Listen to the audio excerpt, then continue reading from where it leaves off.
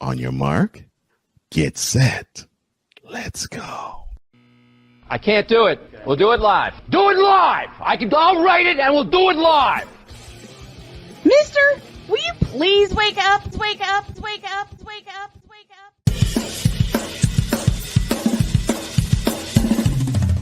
Good morning, Kevin Durant. You should have left California.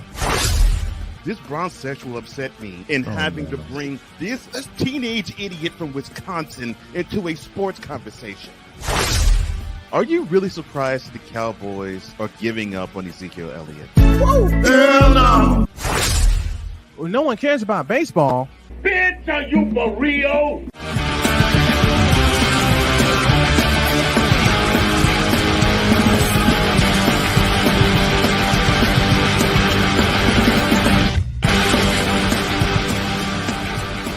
Oh, yeah! It's time to roll, baby. Good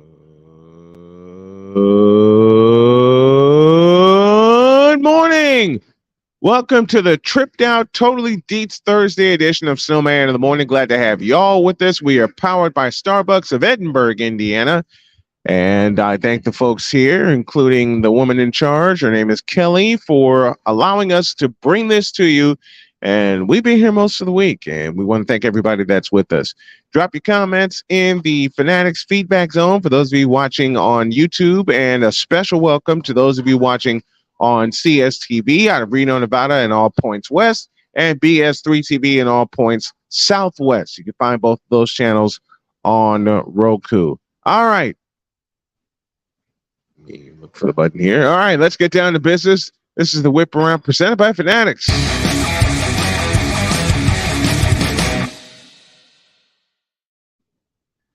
And we start with Pat McAfee. Pat McAfee had 120 million reasons to stay put. But, as you all know, he's moving to ESPN this fall.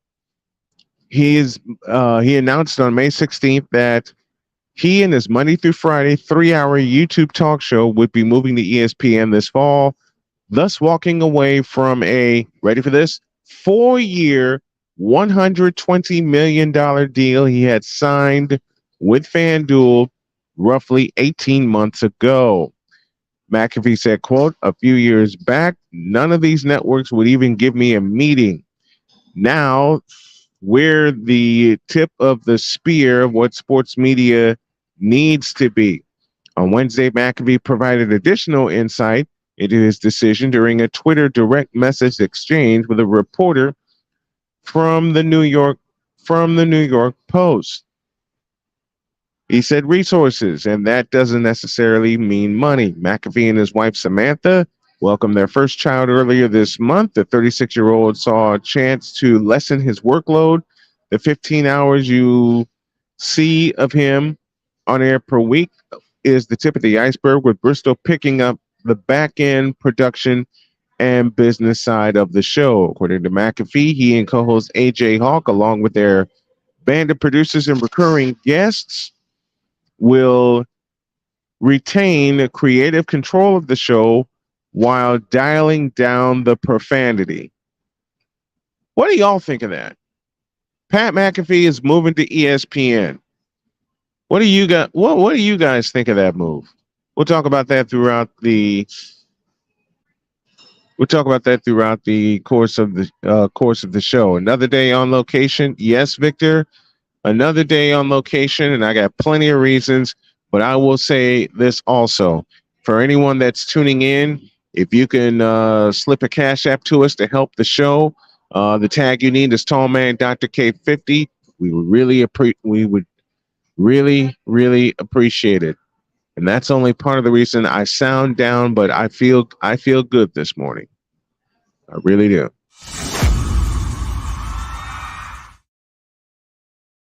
Pac-12 commissioner weighs in on the Holiday Bowl lawsuit. He says, quote, "Not the way we expect to be treated.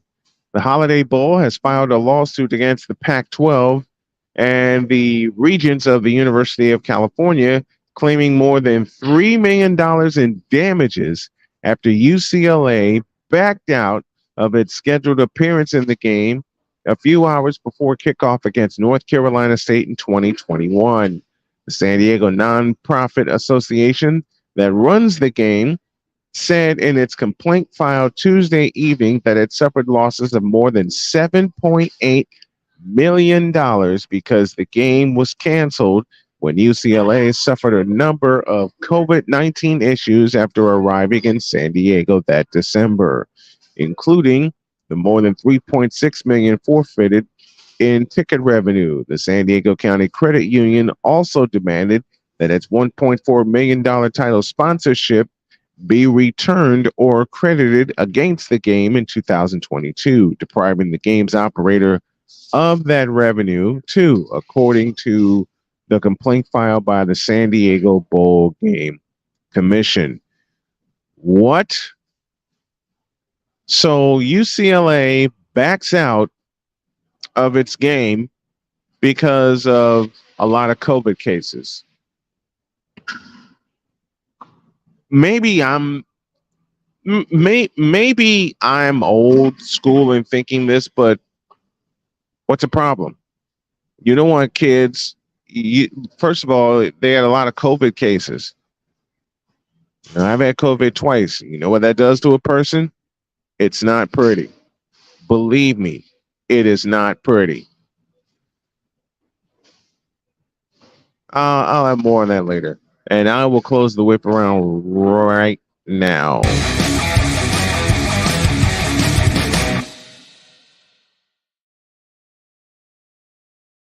To the feedback zone presented by Fanatics Football Talk, and Mitch Kofsky is in the house. I'm just worried about technical difficulty. I am too. Eagles Uncensored in the house with us, and I thank everybody for tuning us in.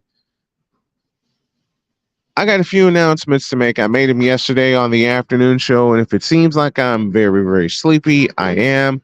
I'm trying as hard as I can to. All right, I'm sorry, folks. I am not going to break down crying, but there's a lot of stuff. I will just say there's a lot of stuff going on, and we need your help. That's all I'm going to say. We need your help.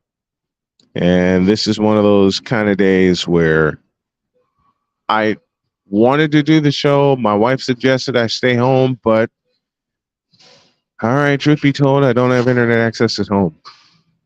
So, and I don't want to miss any more shows. I don't, especially with the pending move to 10 a.m. Eastern beginning Monday. That's one of the announcements I wanted to make.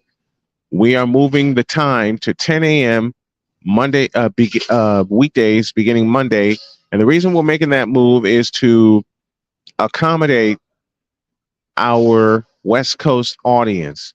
And according to Tom, who is in charge of CSTV, one of our streaming partners, our West Coast audience is starting to build. Our West Coast audience is really starting to build. And we thank you guys for tuning in.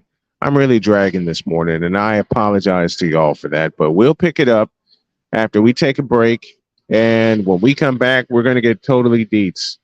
And Lord only knows what he has in store for us this morning. So let me get situated. If y'all can help a Snowman out with a Cash App, the tag you need is Tallman Dr. K50. I would really, really appreciate it. And somehow I'm going to wake up from this. I don't know how, but somehow I'm going to. Back in a minute.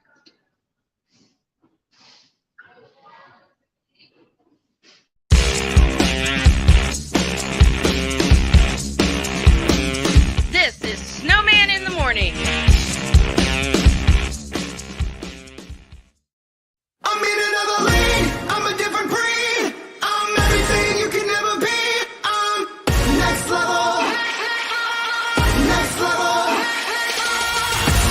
Thursday nights are wrestling night on CSTV. Tune in every Thursday night at 7 p.m. Pacific to see all the amazing next-level pro wrestling stars on Thursday Night Throwdown on CSTVNow.com and the CSTV app on your Roku device. Quinn. Moment of clarity. I haven't watched BET in years. KP. Drake needs to come back with another triple platinum album. E Digger. And then you have Ray J. Like, I can't stand that River Cricket. The Guru. Okay, the level of crack she's smoking, I don't want it. BS3 Network proudly presents the Knucklehead Chronicles podcast, where from card tips to hot topics to meat beep of the week, anything goes. Live every Sunday at 2:30 p.m. Central.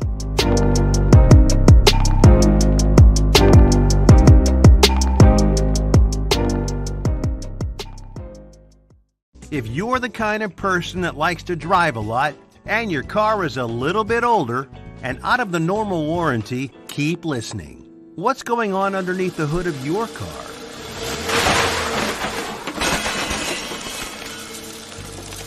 If your car is out of warranty, you're at risk of expensive repair bills.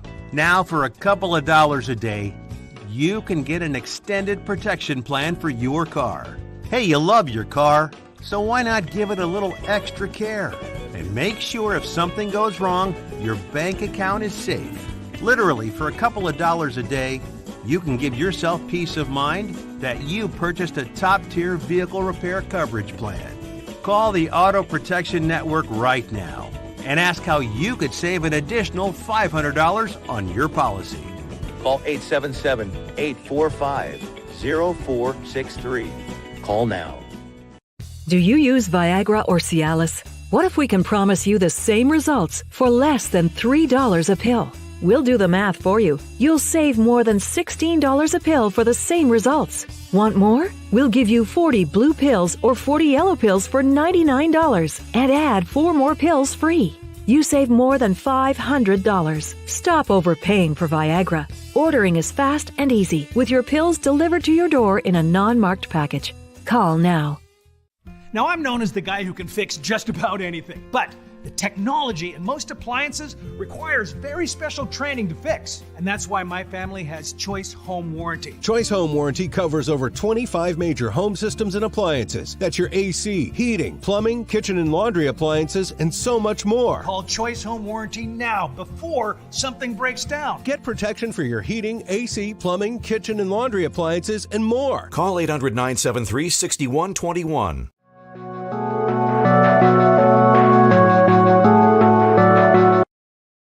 I want to do a TED Talk, but I don't have anything to talk about yet. I'm getting there. Life is for the living. We're not here that long. You can learn anything you want to learn without any money spent. What do I really enjoy? What do I really want out of life? I am your host, WIZE. Are you in a life holding pattern? Well, this is for you.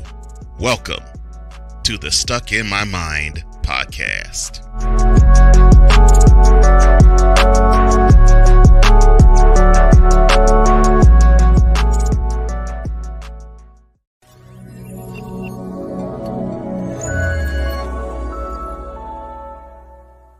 Cause we take this job so serious. The f*** is that? Sorry, pardon me. My apologies. What in the all types of blue hell? This is Snowman in the Morning with Cole Johnson.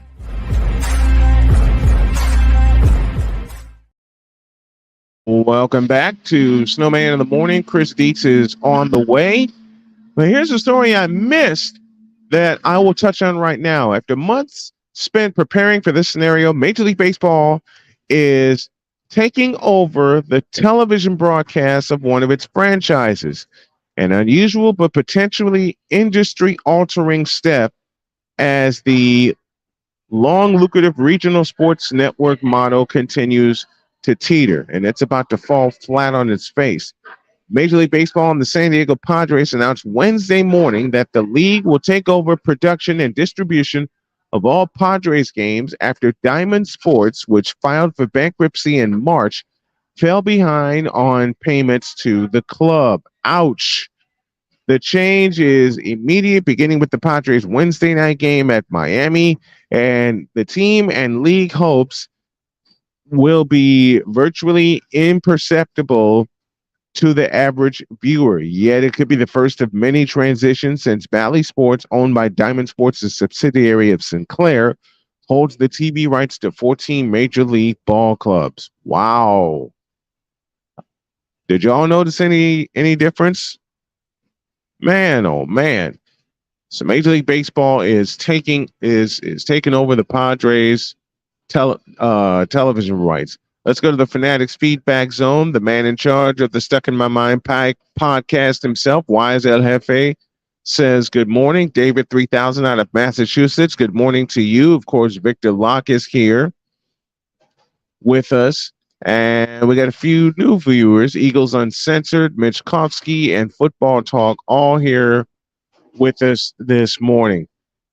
If you watch baseball through a regional network, what do you guys think of that move? Let me talk to the fans here. What do you guys think of that move of Major League Baseball taking over television production and distribution? How do you think that's going to look? Is there going to be any change? Will there be changes in the announcers? Will MLB step in and said, all right, you're done, you're fired, and kick everybody out? I don't know how that's going to look. I do not know how that's going to look. David 3000 says, ouch to the Padres. Yes, indeed. Waiting on Chris DIETZ to come on in. And I don't know why this is not going through. Here, I'm working on getting Chris DIETZ in the house, so stay with us. And I'm going to send this to him right now. Trying to send the link to him. Here's another story that I did not touch on. Monty Williams, after getting fired by the Phoenix Suns, now immediately has a new coaching gig with the Detroit Pistons. He agrees to a record deal, 6 years, $78 million to be the head coach of the Detroit Pistons. I have this question. How good is that going to be for the Detroit Pistons? Y'all think that will work? Is he going to be the one that turns that ball club around? Because I got to tell you, it's not been good. And for some reason, I cannot send this to him. Dag nabbit. I'm gonna keep trying, folks. I'm gonna keep trying. And Victor, these are not technical problems, and thank God for that. Here, let me do this. Y'all seen me struggle live to send a message to DIETZ to get him on the program, and I want to get him on. So what I'm going to do in the interim while I'm working on getting DIETZ in here, what kind of questions do y'all have for me? I did this yesterday on the afternoon show. And okay, good. It went through. He should be in here in a couple of minutes. Do y'all think Monty Williams is a good fit for the Detroit Pistons?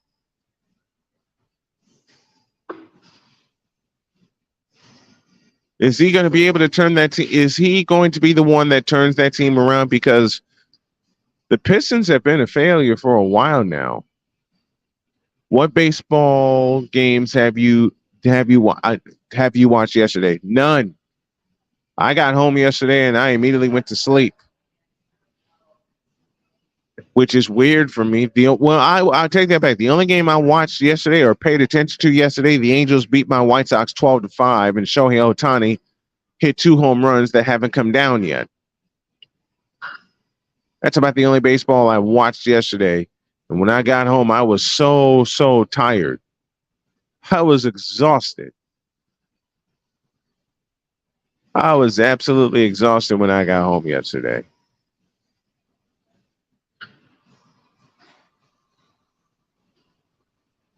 Don't know him. Victor Locke says, don't know him that well. Well, he coached the Phoenix Suns to the finals in 2021. Don't know him that well, and the Pistons need all the help they can get.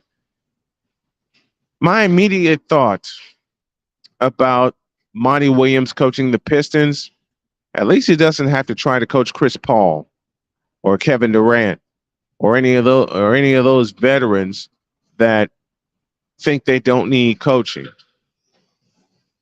Sound familiar? It should sound familiar.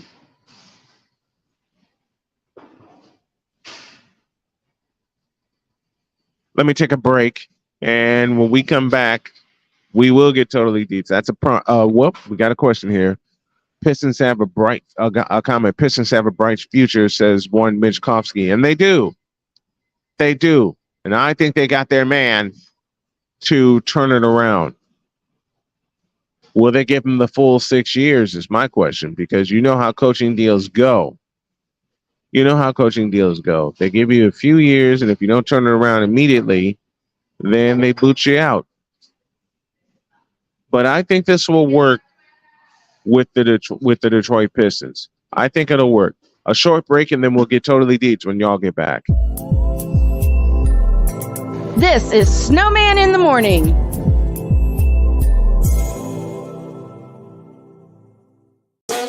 The original Think Drink is back. Level up with proven ingredients formulated to crush your competition. No gimmicks, no jitters, no messing around. Just high-potency results that keep you moving day or night. There's a new nerd in town, and we came to play. Nerd Focus. Smarter than energy. SeatGeek is the ticketing app for fans like the high five strangers got. Game-winning interception. First down. Just a nice, solid tackle. If you're in arm's length, you will be swapping skin with this extra berth. You see, he knows SeatGeek got him a great deal on tickets, so he can focus on what he does best, smacking palms. SeatGeek handles the tickets to sports, concerts, and more, so fans can fan. This is a BS3 Network presentation.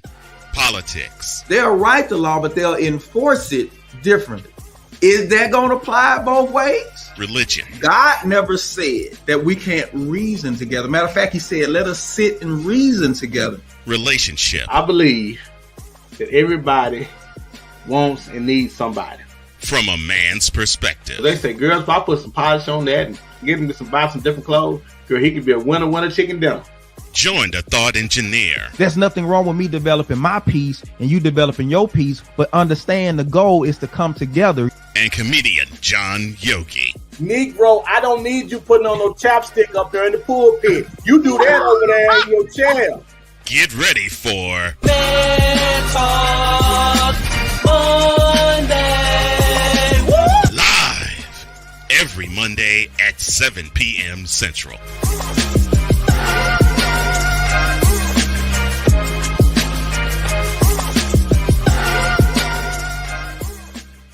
Because we take this job so serious. What in the all types of blue hell? This is Snowman in the Morning with Cole Johnson.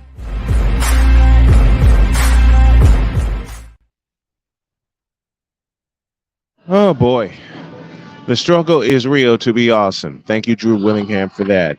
All right, we're ready. This is something I wanted to do earlier. We're going to do it now. It's time to get totally DIETZ, y'all. Passionate. Come after me. I'm a man. I'm 40. Unflinching. Let's go back to losing. Parking was easier. Unrelenting. They're not going to keep him off the field tonight. Totally. This one has a chance. DIETZ.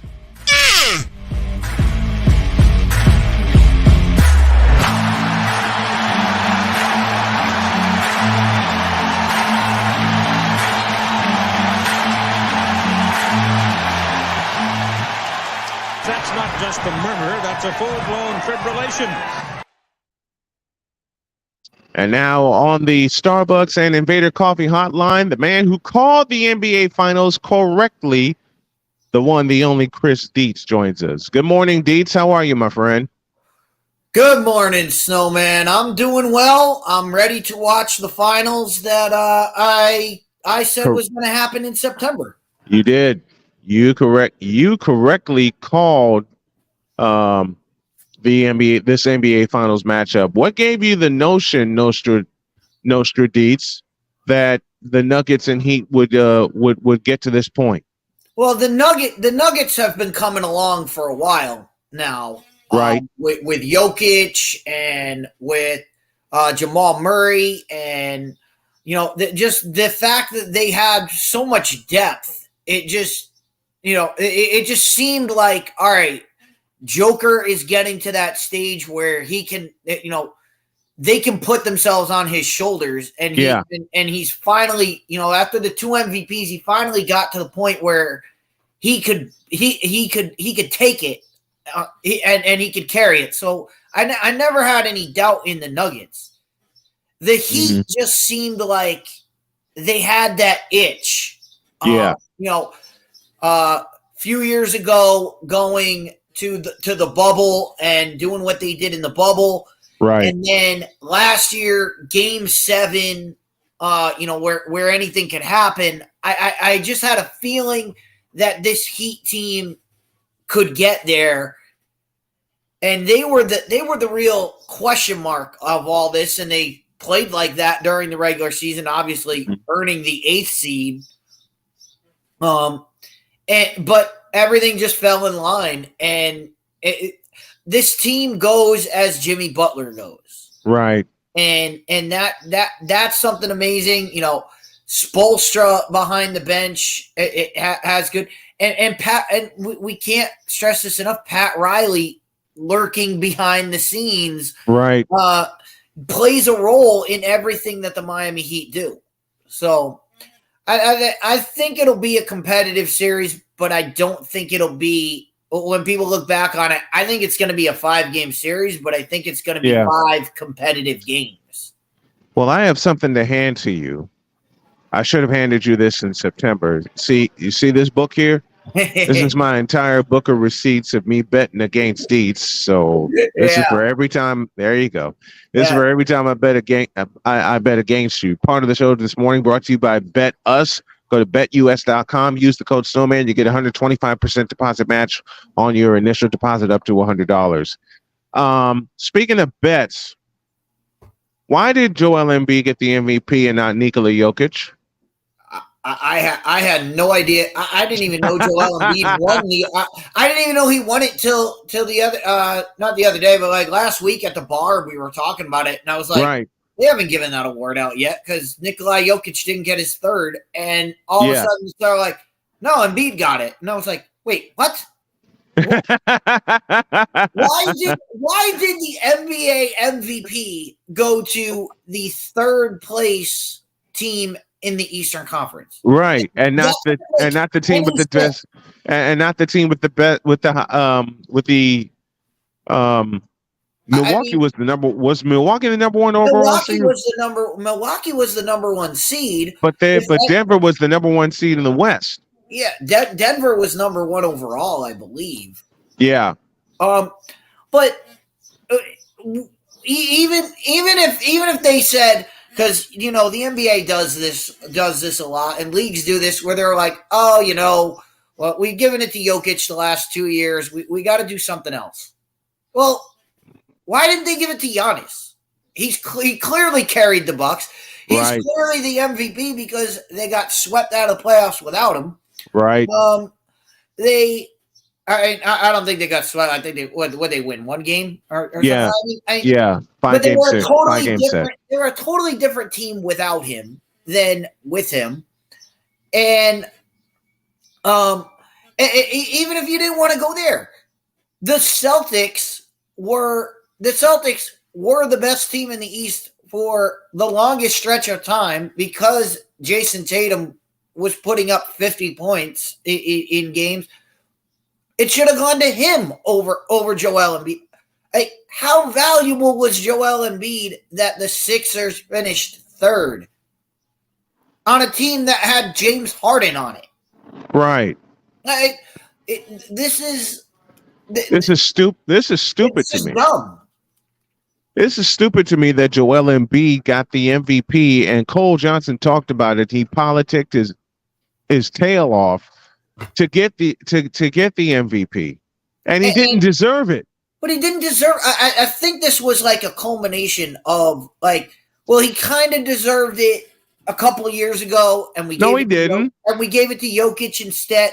There was a couple of years ago. There was an argument. Joel Embiid was in the conversation, right? But they gave it to Jokic because of all the things that Jokic that Jokic was doing, that he can do, that Joel Embiid can't, and so they gave it to Jokic. So last year, Jokic is a center. And Jokic is a center, and he dominated. This year, I don't see any reason why Jokic shouldn't have gotten it again. He did the exact same thing he's done the last 3 years, and they just said, "Well, we've seen this." It's the story of, and to bring this full effect of. My game is college football. It's why it's so hard. It's why it's so hard to win the Heisman Trophy back to back.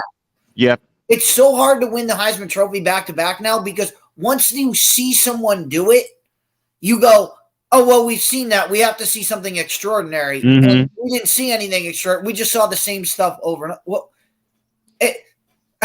And to most fans and most people who have watched the game for a long time. Watching Jokic play and do the same stuff is extraordinary because he's still doing it. We've seen people do it and then fall off the wagon. Does it seem like now Jokic is coming into his own as a true center and the leader of the Denver Nuggets? He'll never be a true center. He'll never be a true center. Okay. In the ways of when I think of a true center, I think of Kareem, I think of Hakeem Olajuwon, I think of David Robinson, somebody who dominates the middle of dominates the middle of the paint. Yeah. I don't want to forget Shaq, the most dominating center of anybody. Mm-hmm. But it's somebody that's what I think of as a traditional center. Jokic is never going to be that. He can do that, but because his game is so multifaceted, it would hurt the team for him to just bunker down in the paint.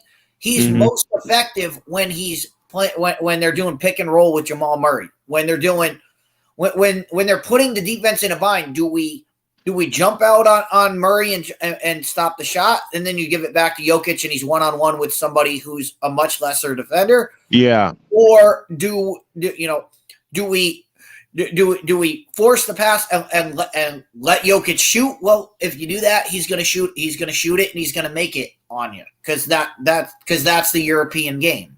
So he's never going to be the traditional center that we've seen for a long time. He is ushering in the new version of a center, which is a double-edged sword because on the one hand, when you have a guy like Jokic, it works.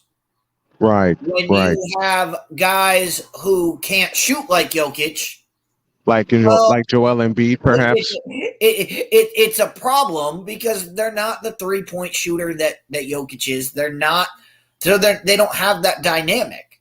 They don't. To your point, that's the European game, and that's the game that Jokic has ushered in to the NBA from the center position. Now you see a lot of players, Joel Embiid included in this conversation, trying to copy that, and it's not working. And it comes down to you can't. And I know people say this all the time. Oh, guys work on their jump shot all the time. Guys do this. Guys work on their jump shot. That means they have one to begin with. If you don't have the 3-point ability, if that hasn't been your game for 24 years, 25 years, if that hasn't been your game, growing up, if you didn't grow up with it, it's not just all of a sudden one summer working in the gym shooting 5,000 shots. It's not just going to come all of a sudden. It's not going to grow all of a sudden. You can't just magically take it out of the air and go, yep, I'm good.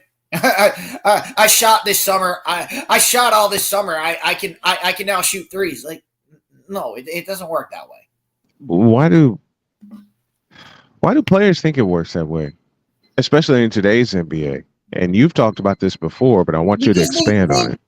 They think, oh, I'm this good at the rest of the game that if I just put in the work on this side, and it's a false narrative that gets put out there of oh, if you just go in the gym and if you just go in the gym and shoot, you're going to develop a shot. That's not how it works. It takes years and years and years to hone your craft, to know how to shoot, know what a good shot. Most guys don't know what a good shot is, and I mean, I love that. Say that again. Say that again, please, because I've been preaching this for years. Say that again. Most guys don't know what a good shot is. Most analysts, most people watching the game don't know what a good shot is. Because we had this conversation a few years ago. We had this conversation when Damian Lillard decided to shoot a 50-foot jump shot. Right. And everybody said, "Oh my God, what a great shot by Damian Lillard." And I was like, that was the dumbest play I've ever seen. Mm-hmm. He had one-on-one in a game. The game was tied, and he had a one-on-one situation. All he has to do is drive the hoop, and he either gets an easy shot or he gets fouled. Or he gets a foul. And the game is over. And everybody said, "Oh my God!" But Damian Lillard made the shot. Okay, he dribbled the clock down to no time left and took a 50-foot jump shot. That's not good. That's not a good play on any stretch of the game. That's the only thing that makes that a good play is that he made the shot. That's the only thing that makes it a good play. If he misses that shot, every single person is going, "What the hell is he doing?" And I'm sitting there the whole time. I'm going, Why? What are you doing? Why are you just standing there? And Paul George is just standing there like, I don't know what I'm doing. And he just jacks it up. And I was like, all right, Damian. I was like, well, that works because you're Damian Lillard and you can make that shot. 99% of the people that try that play, it's clanking off the back rim. It's hitting the front rim. It might not even catch any part of the rim. It might not even make it. It might not even make it to the rim. I mean, that's like saying that and I don't know any of the players' names involved. I'm sure you do, Snowman, but it's like the shot for NC State that won them the title. Yeah, everyone says, that was such a good shot. I was like, Derek Whittenburg, ball that magically landed in the arms of his teammate of Lorenzo Charles. Lorenzo Charles slammed it down. Derek Whittenburg took the shot from like 45 feet, and it was short, but Lorenzo Charles, it wasn't going to make it to the rim. They talked it up after because they talked up, oh yeah, that's the way the play was drawn up. The play was drawn up for you to throw up an air ball. I'm pretty sure that was not in. Yeah. I'm pretty sure Jimmy Valvano didn't go in and go, you know what? Throw up an air ball and we're going to win the game. Some years back. No coach has ever said throw up an air ball. It's a good idea. Some years back, I had the chance to meet Cozell McQueen, who was on that NC State squad. We were in Gary, Indiana, and he talked about it. He said there was no way he was supposed to take that shot, but we wanted it. It was either going to go to overtime or he's going to find a way to – Whittenberg was going to find a way to get it done. But then Lorenzo Charles flew out of nowhere to slam it down and give NC State the win.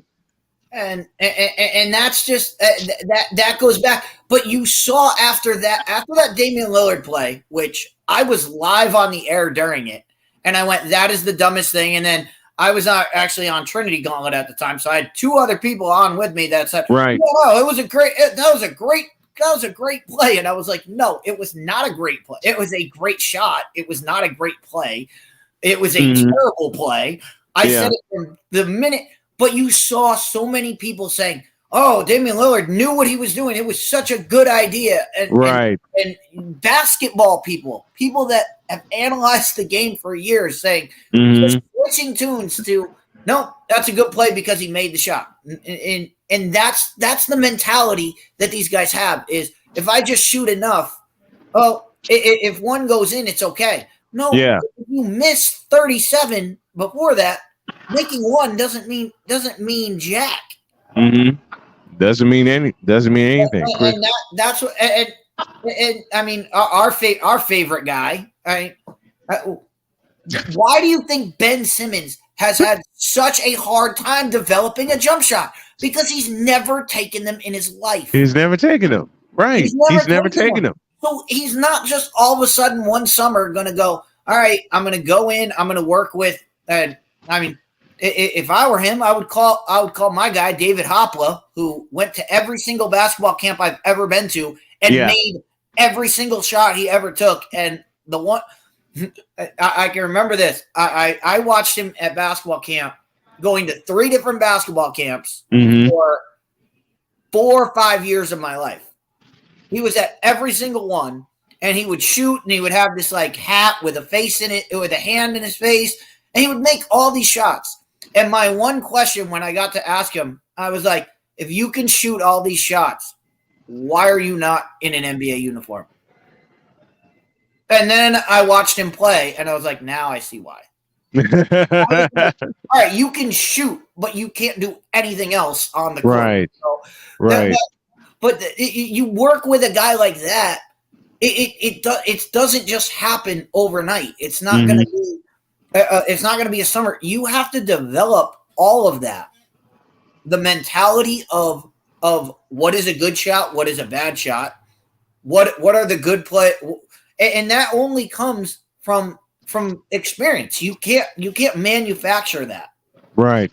A good shot in practice is not a good shot in the game. It's not a good shot in the game, right? A good shot when nobody's defending you, it is not a good shot when there's 2 guys rushing at you. And you could probably take either of them to the hole and get a better shot. Mm-hmm. So, game. If you're down by 3 and you make a layup, yeah, it's a good shot because you made a layup. But you're down by 3. The layup doesn't help you. So because you're still down 1. All of that factors in to what you're to what is happening. But that's why guys like Embiid think, oh, well, I can jack up threes because I've worked on it. No, I'm sorry. You need somebody in there to go, no, Joel Embiid, you're not a 3-point shooter. Your job is to get the ball on the block, or on the wing, and play from there, or the corner of the key, play from there. And we'll be a better team. But that's not what happened. But now he's going to be like, well, I'm the MVP, so I can do what I want. And that's going to be a disaster. It's going to be a disaster for the 76ers. I'm telling you right now. Speaking of the 76ers, Nick Nurse is their new head coach. And when I found this out, my immediate thought was RIP to Nick Nurse and that Philadelphia 76er culture. Your thoughts on that move?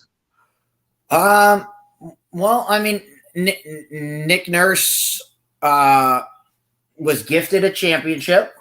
There's no other way to say about it. They won the championship. Props to them. But I mean, they were gifted Kawhi Leonard.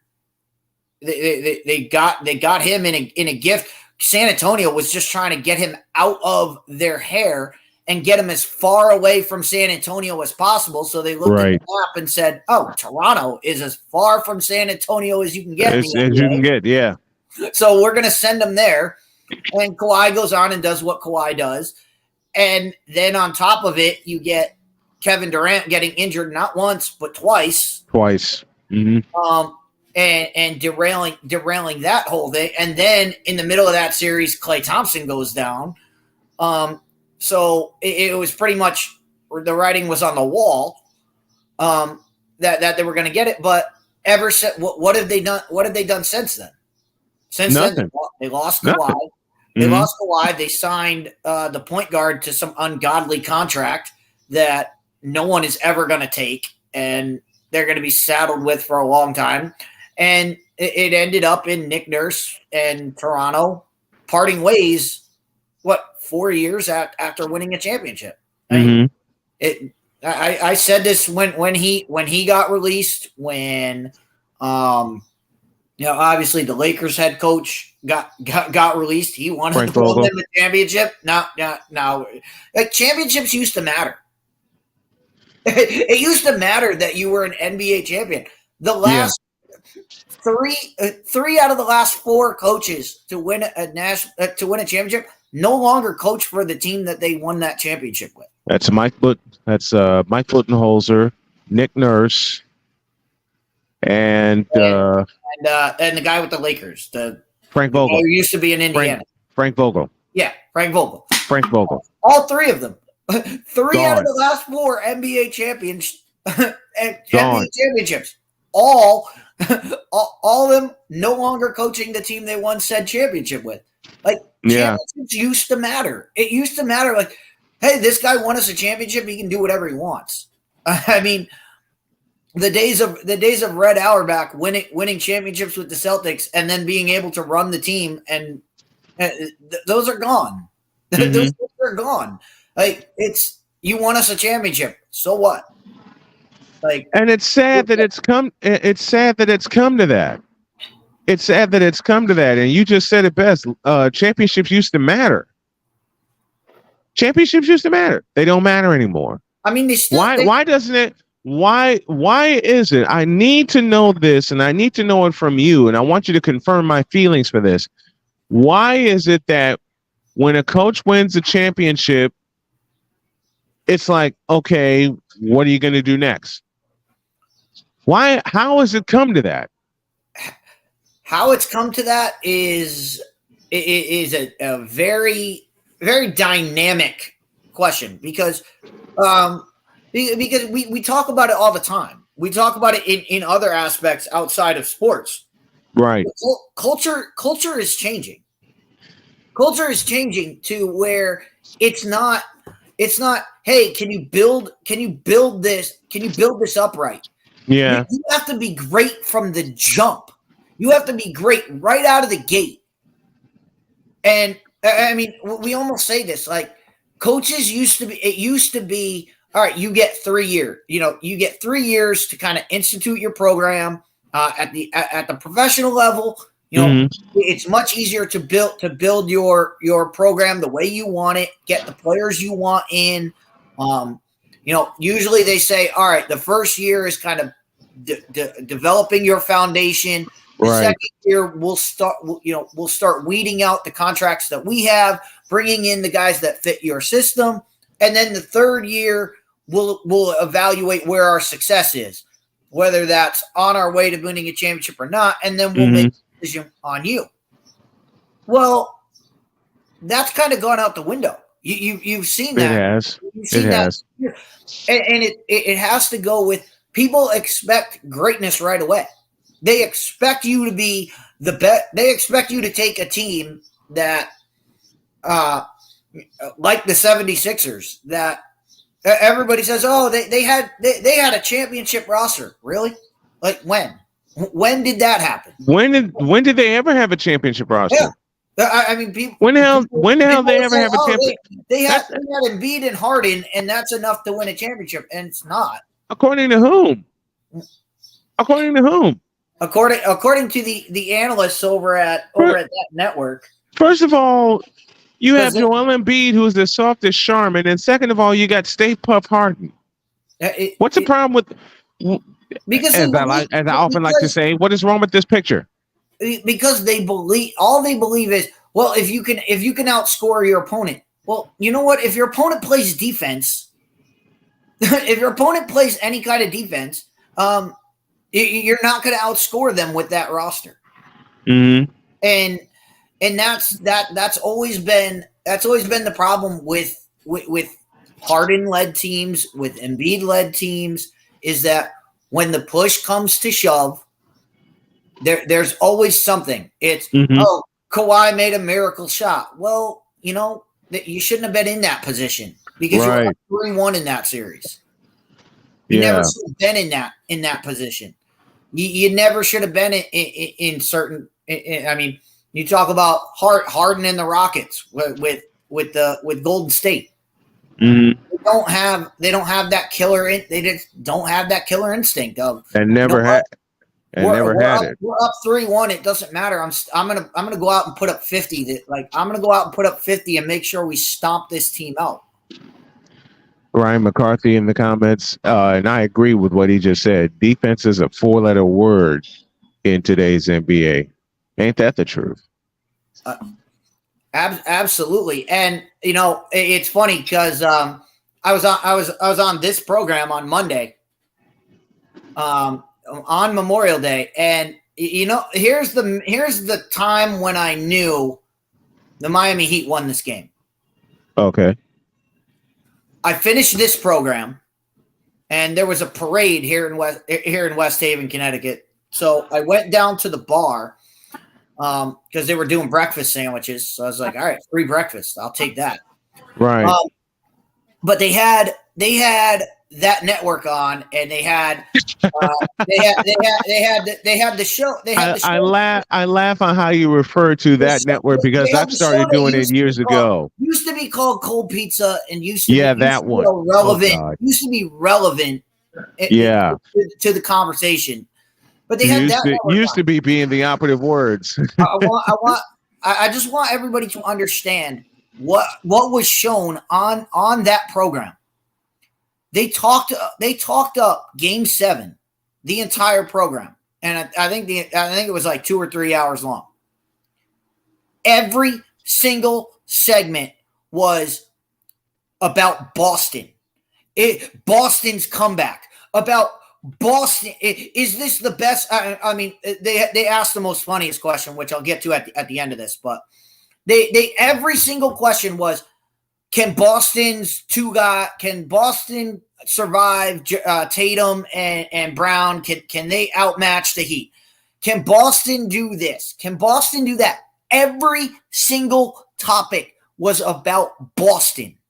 Not a single topic about Miami. Not anything about what does Miami have to do to win this game. No, it was not a single question about the Miami Heat. That was the minute when I saw that, and I kept looking at the screen because it was right in front of me, and I kept looking up, and I was like, they're talking about Boston again? They're talking about Boston again. And after the third time, I went, Miami won this game. Miami's going to win this game because no one is focusing on what the Heat are doing. And they blew them to smithereens. Because they got there, and it was ridiculous. And Miami blew them to smithereens. Miami absolutely blew them to smithereens. Simple as that. And as a Boston fan, I was sitting there biting my lip. I was sitting there going, just shut up. Stop talking about Boston. Start talking about the other team because this is going to end badly. And lo and behold, we got what it is. But they asked the dumbest question of all time. Oh, I saw this program. They asked the dumbest question of all time, and this is why that network is in the tank that it is. It's in the toilet. They asked this question: is this the biggest comeback in Boston City history?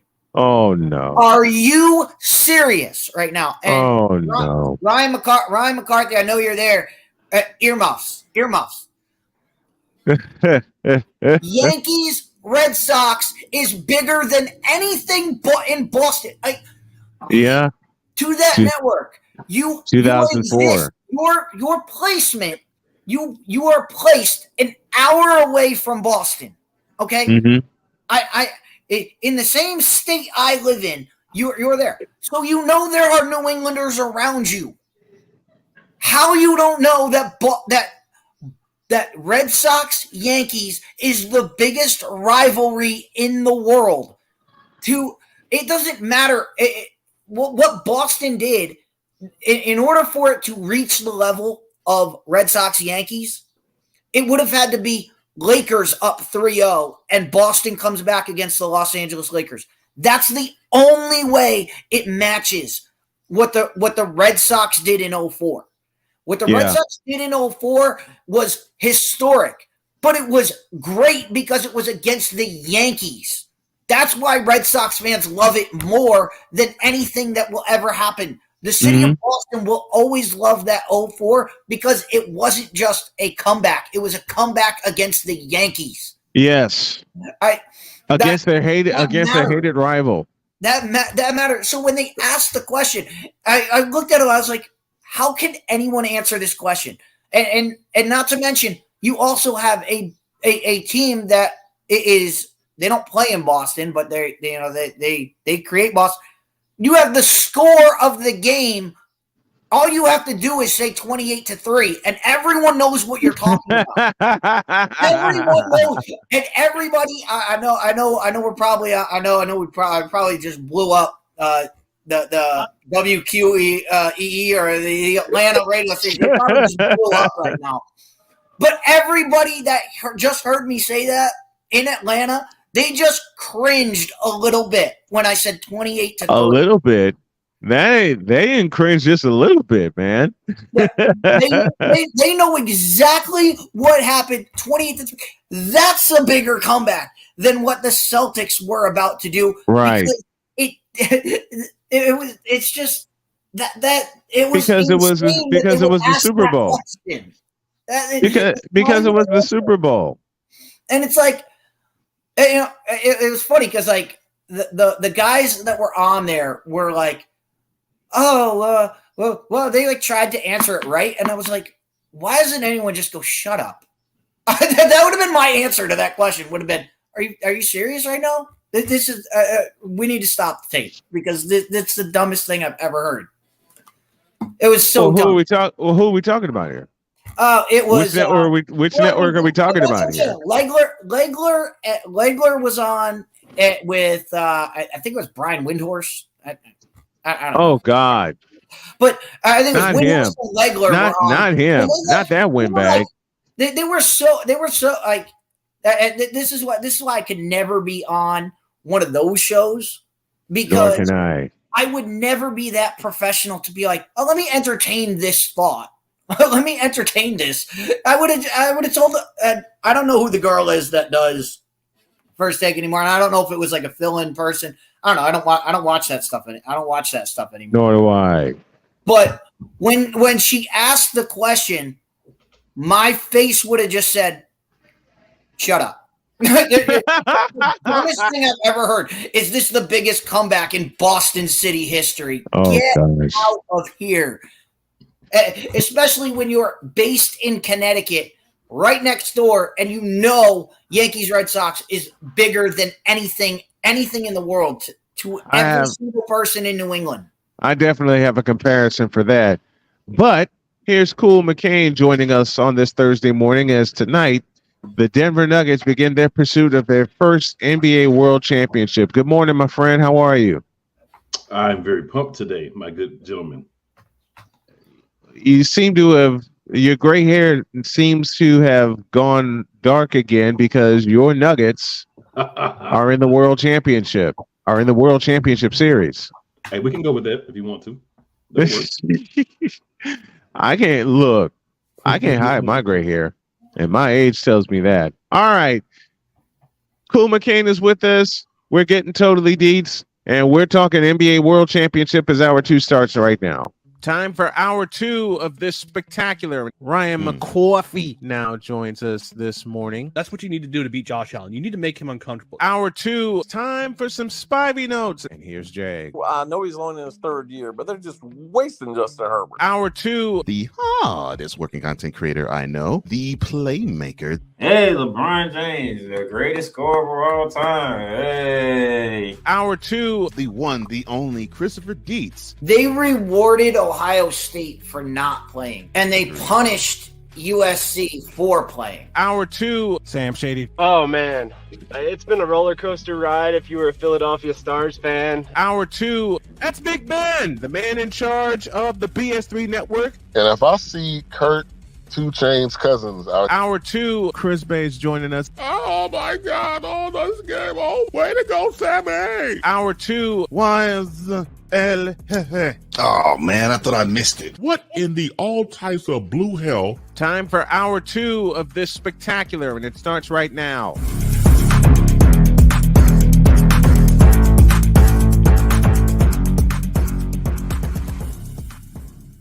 Lord, the genius that is Cole Johnson to find those clips that he found. We got to find one of Cool McCain. And I know the exact one. I know the exact one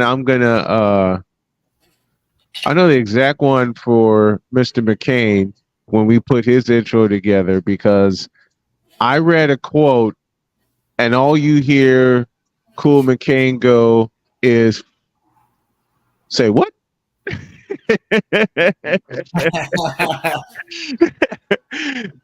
It's a player who. Say again. I said I may or may not recall that. Yeah, you say that with a 2-foot smile on your face. Don't you ever lie like that again. I said may or may not. May or may not. You know that's what happened. McCain joins us. Dees joins us. Hour 2 starts with a preview of Game 1 tonight of the NBA World Championship. It's the Miami Heat and the Denver Nuggets. Our Nuggets insider is here.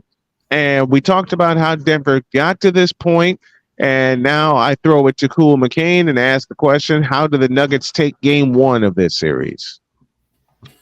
The Nuggets have to come out aggressive. The Nuggets have to stop the guys like Caleb Martin and all those other pieces from getting off.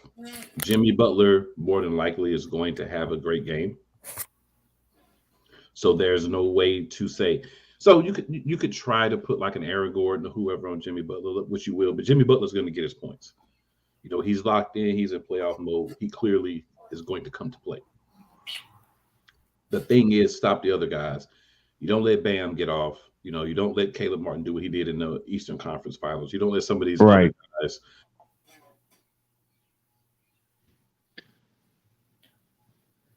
He froze. I think he froze. But yeah, the Nuggets, the heat of the Nuggets got the ice of the Nuggets in their veins got to him.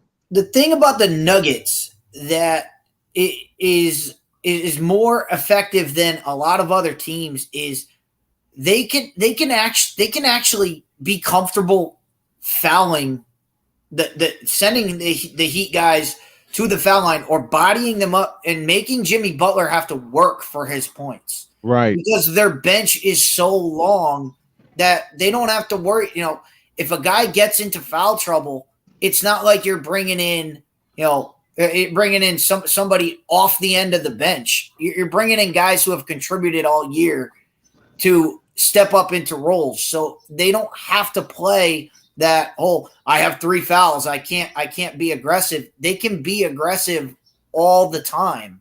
And that's what you really need to get Jimmy Butler. And now you're not going to get Jimmy Butler off his game, but it's a way to make him work a lot harder than he usually has to. And also, whoever he guards on defense is going to make him work as well. There is no guy that you can kind of put him on if you want to save him for a little bit. Every guy that he's going to have to guard is going to make him work defensively. Mm-hmm. So you're going to ask him to go out and be your best scorer, and you're going to make him play defense no matter who you put him on. Because I've seen times throughout different series where for blocks of time, they said, let's get Jimmy a break. Let's move him to the least offensive guy on the team on the wing so that way he can kind of have a break on defense sometimes. We can hide him in our zone. We're not going to be able to do that with the Denver Nuggets. No. One of the other things Denver's going to need to do is they're going to need to be comfortable with going small when Miami does that. Because there's going to be a time where Miami's going to try to go small to get Jokic off the court. But the problem they're going to have is when you go small, you basically put Aaron Gordon as our 5. You're not getting a lot of rest for your guys, or you're not taking out too much from us offensively when you do that, because Gordon's going to bang down low. He's got the athleticism. He's great on defense. He was the guy who guarded their king in the last series. And got all up in his head, frustrated him, and made him play not as great as he would want to, right? So Denver's got to play good on defense. Denver's got to frustrate the guys outside of Jimmy Butler. As Chris D said, Denver's got to make Jimmy Butler work for every bucket. I'm not going with this whole Jimmy Butler mess at all. I'm sorry, he guarded who?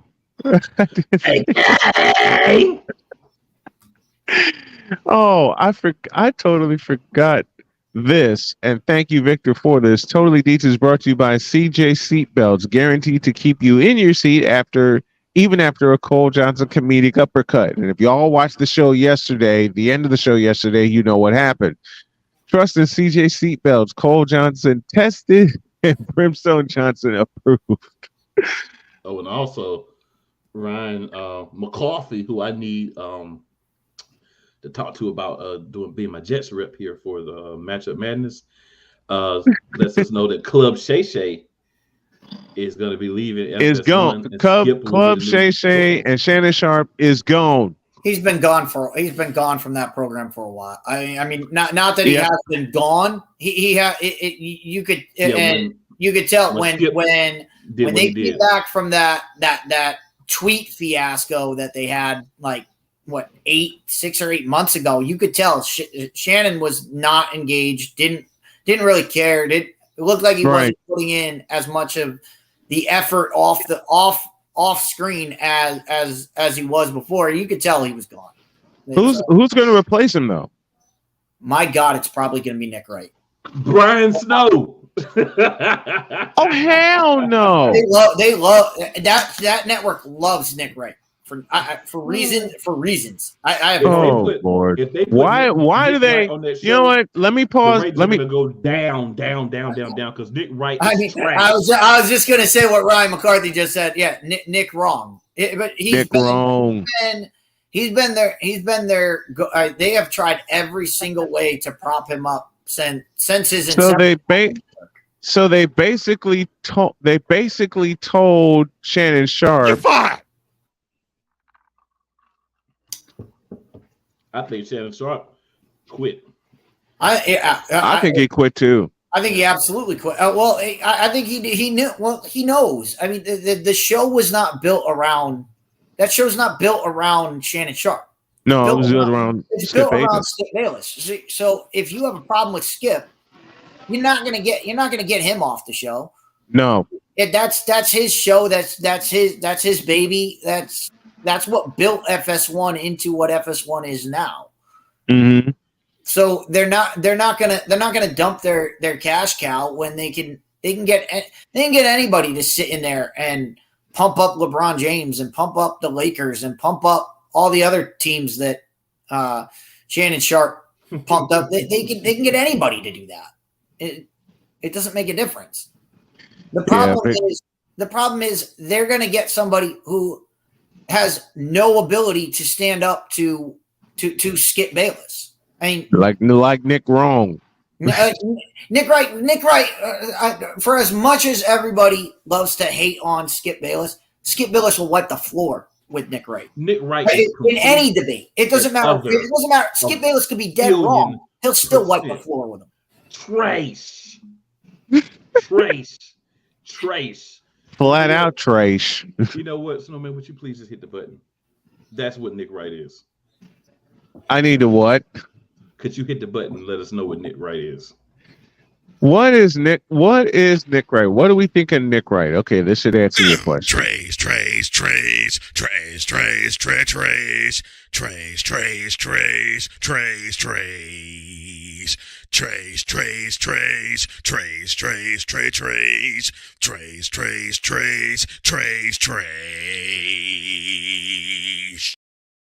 Oh, and Vicola. You are completely correct, sir.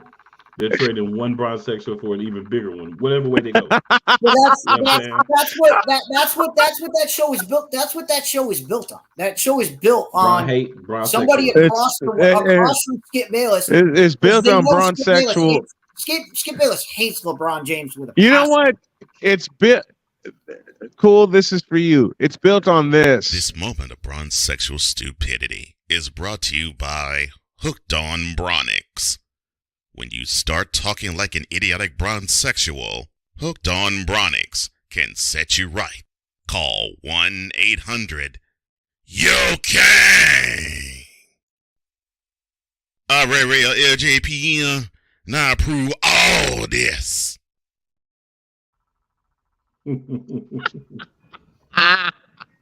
As much as I like that promo, I think it's backwards.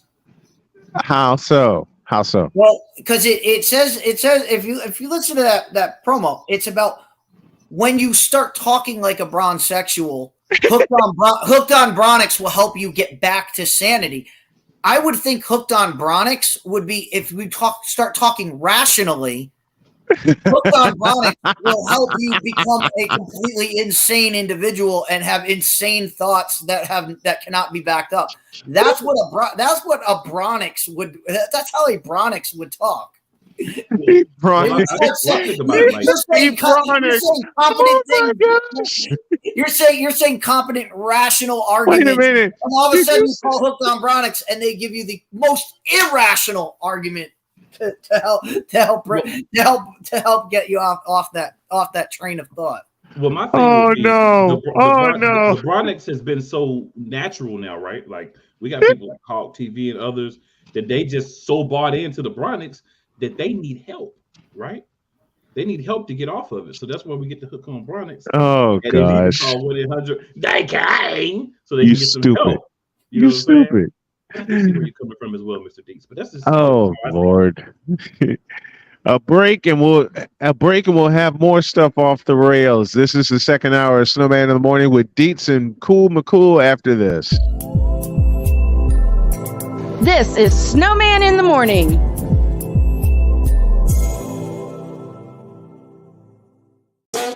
The original Think Drink is back.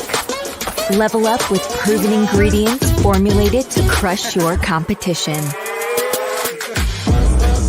No gimmicks, no jitters, no messing around. Just high potency results that keep you moving day or night. There's a new nerd in town, and we came to play.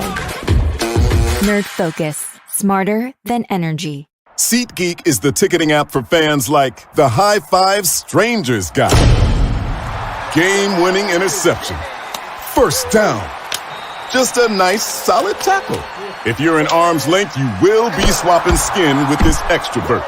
You see, he knows SeatGeek got him a great deal on tickets, so he can focus on what he does best, smacking palms. SeatGeek handles the tickets to sports, concerts, and more, so fans can fan. This is a BS3 Network presentation. Politics. They'll write the law, but they'll enforce it differently. Is that going to apply both ways? Religion. God never said that we can't reason together. Matter of fact, he said, let us sit and reason together. Relationship. I believe that everybody wants and needs somebody. From a man's perspective. They say, girls, if I put some polish on that and get him to buy some different clothes, girl, he could be a winner chicken dinner. Join the thought engineer. There's nothing wrong with me developing my piece and you developing your piece, but understand the goal is to come together. And comedian John Yogi. Negro, I don't need you putting on no chapstick up there in the pulpit. You do that over there in your chair. Get ready for Monday. Live every Monday at 7 p.m. Central.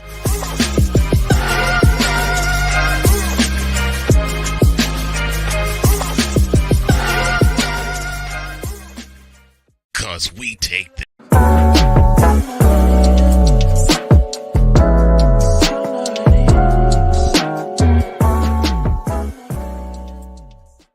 everything Boston.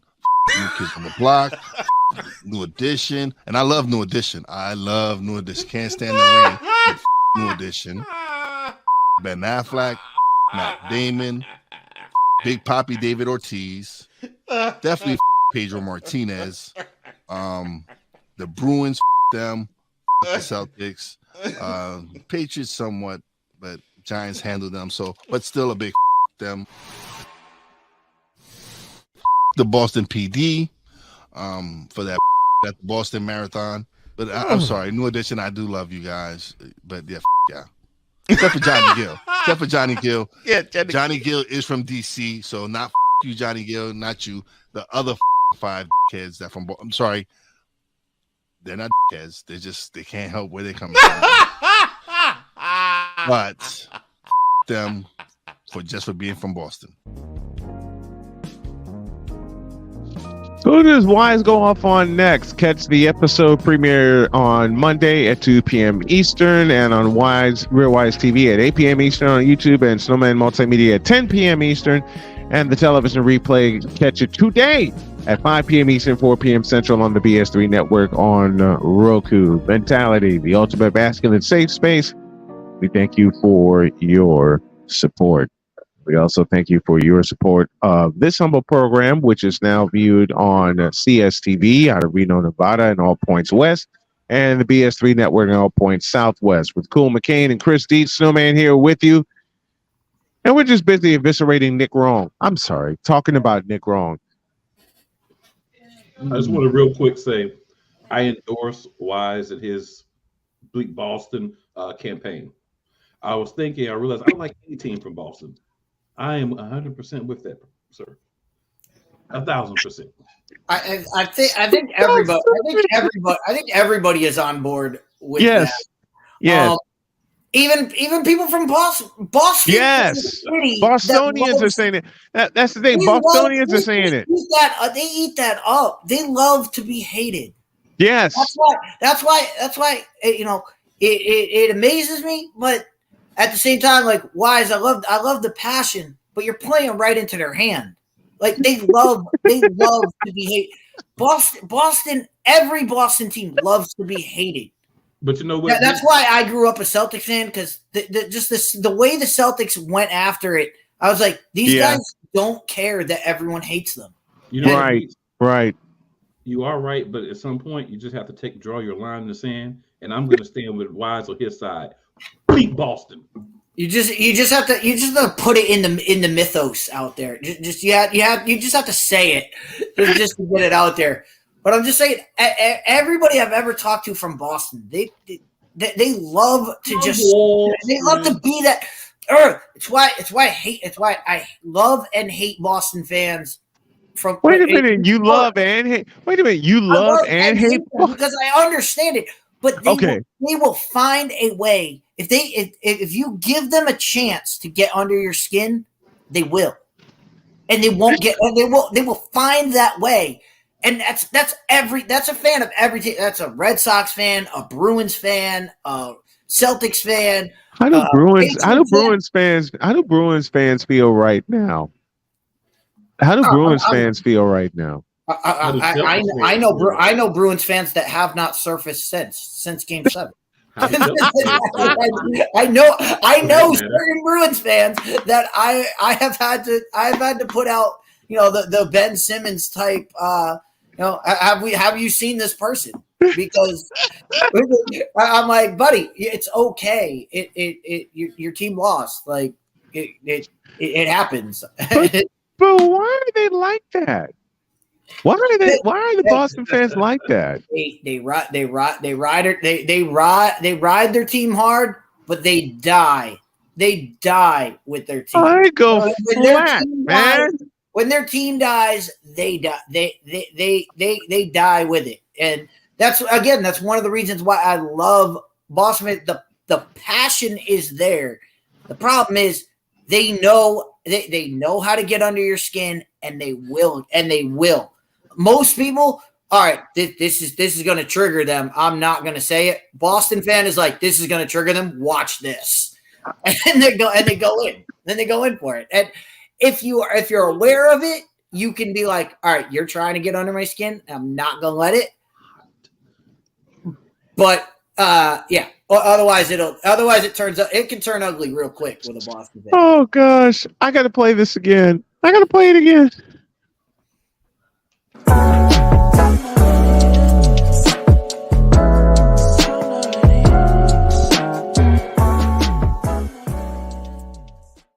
Everything Boston. New Kids on the Block, New Edition, and I love New Edition. Can't stand the rain. New Edition. Ben Affleck, Matt Damon, Big Papi David Ortiz, definitely Pedro Martinez. The Bruins, them, the Celtics, Patriots somewhat, but Giants handled them. But still a big them. The Boston PD for that at the Boston Marathon. But I'm sorry, New Edition. I do love you guys, but yeah, except for Johnny Gill. Except for Johnny Gill. Yeah, Johnny Gill is from DC, so not you, Johnny Gill, not you.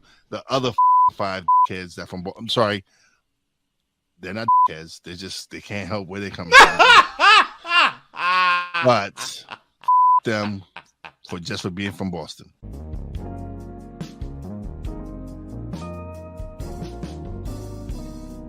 I'm just gonna let this roll. Oh geez. That's probably the funniest episode to date. If you haven't checked out Mentality, there are many ways that you can. Don't forget the television replay premieres. Television replays today, 5 p.m. on the BS3 network. And my stomach hurts from watching that. But we thank you for your support of Mentality. DIETZ and Cool are here with me. Take a break, and when we come back, oh boy. Well, see, if you think Boston fans are bad. Before we go to break, let me just say this. A Boston fan would have Wise on their program and intro him with the New Edition song. That's exactly how that would play out right now. I'll tell you right now, it's exactly what would happen. And at the end of the song, Wise would still say, Wise would give them the slap, would slap them as hard as he could from wherever he's sitting, and they would feel it through the screen, through the mic. That's how you would trigger that. Would go, all right, you don't like Boston, you don't like New Edition. Hey, here's Wise on our program. Bam, New Edition, right there, and Wise would. Oh Lord! I just want to say at the end before we go to break, piss on Boston. Hot urine right after you leave the gym. Back after this.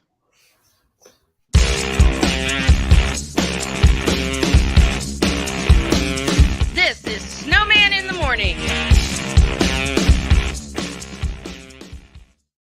I'm in another lane. I'm a different breed. I'm everything you can never be. I'm next level. Next level. Thursday nights are wrestling night on CSTV. Tune in every Thursday night at 7 p.m. Pacific to see all the amazing Next Level Pro Wrestling stars on Thursday Night Throwdown on CSTVNow.com and the CSTV app on your Roku device. Quinn. Moment of clarity. I haven't watched BET in years. KP. Drake needs to come back with another triple platinum album. E Digger. And then you have Ray J. Like, I can't stand that River Cricket. The Guru. Okay, the level of crack she's smoking, I don't want it. BS3 Network proudly presents the Knucklehead Chronicles podcast, where from card tips to hot topics to meep of the week, anything goes.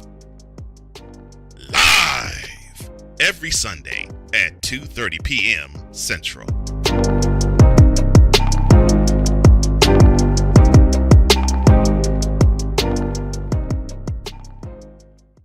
If you're the kind of person that likes to drive a lot and your car is a little bit older and out of the normal warranty, keep listening. What's going on underneath the hood of your car?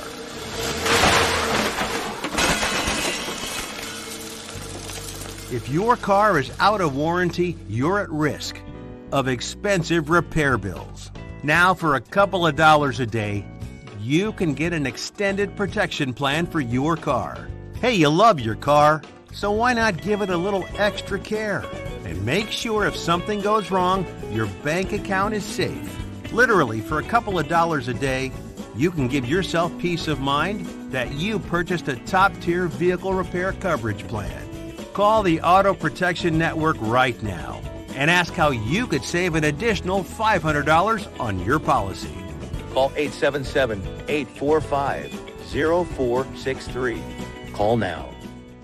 Do you use Viagra or Cialis? What if we can promise you the same results for less than $3 a pill? We'll do the math for you. You'll save more than $16 a pill for the same results. Want more? We'll give you 40 blue pills or 40 yellow pills for $99 and add 4 more pills free. you save more than $500. Stop overpaying for Viagra. Ordering is fast and easy with your pills delivered to your door in a non-marked package. Call now. Now, I'm known as the guy who can fix just about anything, but the technology in most appliances requires very special training to fix. And that's why my family has Choice Home Warranty. Choice Home Warranty covers over 25 major home systems and appliances. That's your AC, heating, plumbing, kitchen and laundry appliances, and so much more. Call Choice Home Warranty now before something breaks down. Get protection for your heating, AC, plumbing, kitchen and laundry appliances, and more. Call 800-973-6121.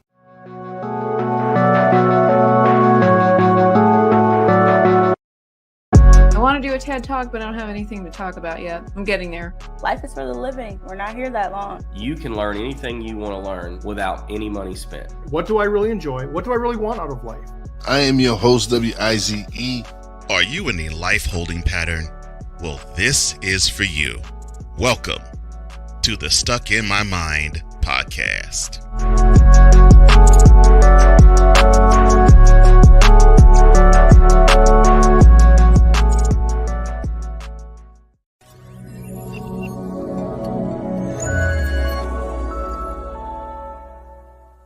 Cause we take this job so serious. The f*** is that? Sorry, pardon me. My apologies. What in the all types of blue hell? This is Snowman in the Morning with Cole Johnson.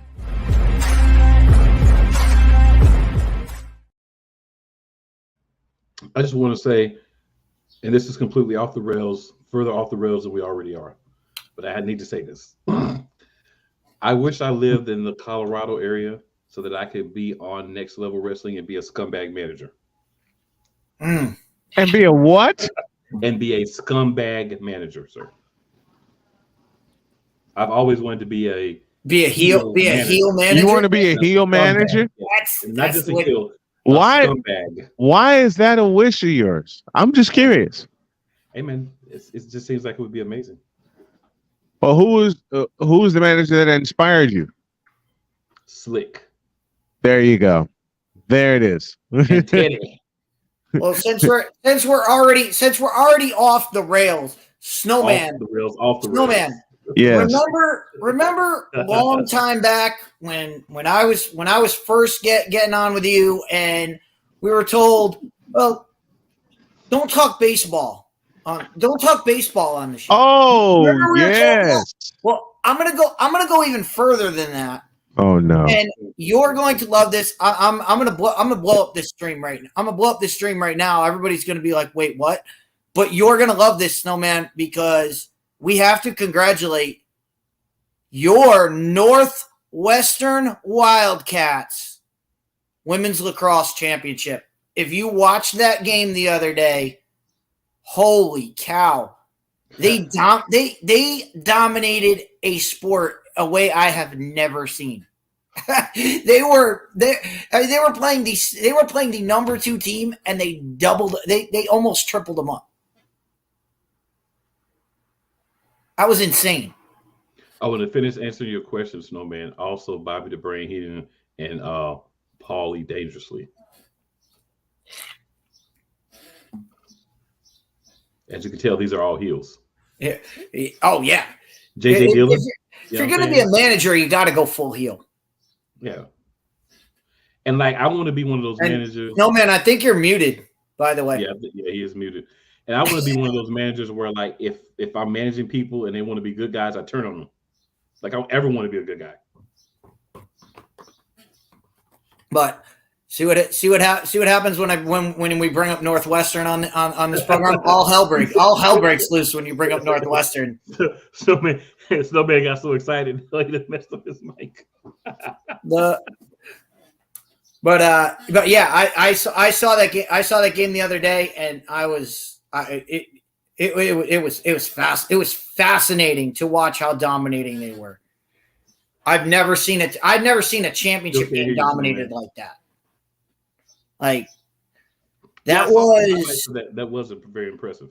That was Nebraska. That was Nebraska versus Florida type domination. Like They just looked like they shouldn't be on the same field together. I got one for you, Deets.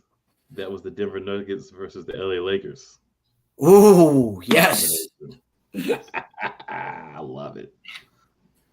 And that was with, for all the Lakers fans, that was with okay. Do not hurt your throat like that, man. Oh, it doesn't hurt. It doesn't hurt at all, sir. Okay, good. Okay, y'all can hear me. I'd go out and come back in. Yep. Since we're already off the rails, and we've been off the rails for a while, and thank you, Deets, for blowing up my microphone talking about my beloved Northwestern Wildcats. And you always do. I mean, when Deets was just getting on with me, he told me I will never forget the first time Deets and I got together. He said, "Look, I don't care what you think about the Big Ten. We are cheering on the Iowa Hawkeyes." I said, "The hell with you!" And Deets starts busting out laughing. And he starts laughing because he knows where my loyalty lies, and that's been like one of our running jokes for the 7 years we've been on air together. You know, I love, you know, the Big Ten. I've followed the Big Ten forever. And you know, there are people that love Michigan. Obviously, they hate Ohio State. Right. I have never seen the level of hatred that people have for Iowa. Ever since when I started doing my show and we just started talking about Iowa, and the hatred we got for talking about Iowa, I was dumbfounded. That spurred you on, didn't it? Like, why do you hate this little program? Program hasn't done anything, and everyone hates them. Right. Like there are Big Ten fans who they root for Michigan. Yeah, they hate Ohio State, but they're like, oh, I like watching Wisconsin play, or I like watching this team play. Every time we talk about Iowa, all we get is, don't talk about Iowa. No one cares about them. Why are you doing this? The hatred is real. When every other program. I'll never forget 2018. Everything just hateable. I'll never forget 2018. I had just moved to Terre Haute. I was following the Big Ten. Deets was on with me, and back then we would record our segments. Well, one Thursday before Northwestern played Iowa at Iowa, which essentially was for the Big Ten West title, Deets messaged me and he said, "I got to come on live with you this morning." I said, "But dude, we usually record." He goes, "I don't care. If you know, and if you follow the conference, you know how big the game between your team and my team is." So before I went on, I went and took a look at the standings. I'm like, son of a gun, he's right. So I quickly sent Deets a message, and he came on and filled up the whole hour talking about Northwestern and Iowa. We had people during that hour, and I was in the cafeteria at Indiana State. They said, "Want us to talk about Michigan? Want us to talk about Ohio State? Want us to talk about Wisconsin?" And we both said, "Nope. It's about Northwestern and Iowa for the Big Ten West title."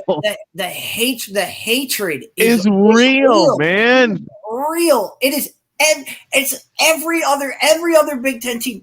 You mentioned Iowa, and it's real. Irate, and that's one of the reasons. That's one of the reasons why for the first 2 years of Fifth Down Sports Show, we ended our show with "Go Iowa," because it triggered so many people. When we said that for the first time, we got so many responses of, "Why? Could you say that? How could you do that?" And we're like, "Oh my God, this has to happen." Yes. And I credit the Walrus for doing the Walrus, who was my original co-host. When he would do that after when he did it the first time, I was like, all right, first time it made sense because we just did the show. When he did it the second, third, fourth time, I went, this is our thing. This is awesome because it was great. Walrus was, and it was so, and it caught on. It caught on so quick when y'all were doing that. Because I was a frequent when Fifth Down first started. I was a frequent guest of Fifth Down, and y'all would do that. Yeah, every single college football segment. Every time we brought somebody on who likes Snowman, we'd be like, oh, "All right, Snowman, we'll see you later." By the way, go Iowa. Y'all, I'm gonna have to pull a code real quick. It's time to check the fanatic feedback zone. Gentlemen. Oh God. See, Victor says, "Stop making Nick Wrong cry." Hey, he's always wrong. He makes himself cry when he hears himself talk, Vic. Isn't he? They hate it because you're talking about their program, says Ryan McCarthy. Yeah, it's true. It's true. And every time NU would play Iowa, DIETZ would send me a message. How can I put this? DIETZ would turn it when Northwestern would play Iowa, be it at NU or at Kinnick Stadium. DIETZ would send me a message like he's pointing at the screen going, "You know our teams play this weekend, right? You know our teams play this weekend, right? You know our teams play this weekend, right?" And every time DIETZ does that, I'm cracking up. But it's fun though. And that's one thing that we're going to... That's one of my bucket list games is Kinnick Stadium. Well, I have been... To go together. I've already been in Kinnick Stadium. But you haven't been with DIETZ. Yeah. Now, well, if DIETZ and I take over Kinnick Stadium, we're not sitting in the crowd. We're sitting in the booth. To hell with that. No, to hell with that. We're broadcasting live from the Children's Hospital. There you go. The field from there. That is the spot. That's a bucket list item. There you go. And after the first quarter, all eyes are going to be on us. Yep. So it's the way to go. It's the way to, like, I'm still surprised. Like, I and of course this is just a preview of what you're going to get when we do games on Saturdays. Yes. Us talking about random bullcrap that's going on. It's going to be a lot. It's going to be a lot of that. It's not going to be the same 4-hour presentation. I still don't understand why any of these regular networks that play any game from Iowa, why they haven't thought of that broadcasting from. I mean, they usually have someone there like doing it. I would broadcast from the Children's Hospital with the kids around with the kids around you. Yep. That would be a moment. It would transcend. And then you get to look at 66,000 people at Kinnick Stadium. Yeah, and you get to show that. You get to show everybody turning around. It writes itself. I don't understand why no network has ever done that. Like they usually go, "Oh, we're not going to go to commercial. We're gonna just watch," and they pan around. They're scared. Do the broadcast right from there. You can see the field just as good as you can from the booth. You can see it better. You can see it better from the Children's Hospital, I think, than from the booth, because I've been in a couple of college football stadiums. Kinnick Stadium being one, Nippert Stadium in Cincinnati being another, Ryan Field, of course, at Northwestern, and Memorial Stadium in Champaign, among others. Sometimes the booth view is not the best view, especially, and I figured out why. These are big stadiums. Mm-hmm. And some of the guys I know, Dave Bennett for NU, Brian Barhart for Illinois, and Bill Baker for Northern Illinois, who I had the pleasure of meeting back in 1995. They always carry binoculars. We're talking broadcast shop here. They always carry binoculars because it's so far down on the down to the field. Yeah, for a lot of and then I understand why. I never understood why. Even broadcasting high school games, why broadcasters carry binoculars. I got a close-up point of that when Dave Bennett, when I talked to Dave Bennett one day at Ryan Field, and I met the broadcasters at Nippert Stadium in Cincinnati. It's like, okay, you can see the crowd good, you can see the players, but if you're doing a play-by-play call, especially radio, you can't identify who the players are without seeing them. They all just look like a bunch of ants running around. Right. Speaking of seeing the game, breaking news, which happened on Sunday. Game 1, Sunday night, week 1. Yeah. yours truly will be live 10 rows from the end zone. You're not gonna be in the booth? At Giants Stadium, watching the Cowboys-Giants game 10 rows from the end zone. It's going to be awesome. So you're going to be in the midst of 80,000. You're going to be in the midst of 80,000 people at Cowboy Stadium. At Giants Stadium.